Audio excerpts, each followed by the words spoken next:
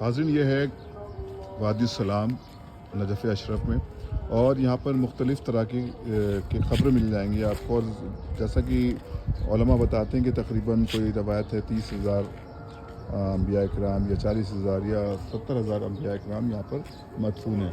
تو یہاں پر بہت سے خبریں، ہم دعا کرتے ہیں ان سب کی مغفرت۔ بہرحال اس جگہ پر آ جانا ہی مغفرت کی بات ہے، اور یہ منفرد طریقے سے یہاں پر قبور میں بنی ہوئی ہیں، ہم ان کی زیارت کریں گے۔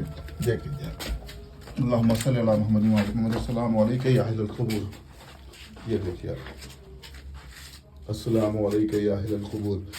تو یہ قبور ہے یہاں پر مختلف انداز سے۔ بہرحال خدا سب کی مغفرت فرمائے، چار معصومین علیہ الصلوۃ والسلام کے صدقے میں۔ اور یہ وادی السلام میں ظاہر ہے کہ مومنین ہی یہاں پر دفن ہوتے ہیں، اور مومنین کی قبور یہاں پر ملتی ہے۔ تو سچا اس طرح کی قبور بھی ہم آپ کو دکھا دیتے ہیں۔ یہ وادی السلام ہے، تمام یہاں پہ دفن ہونے والوں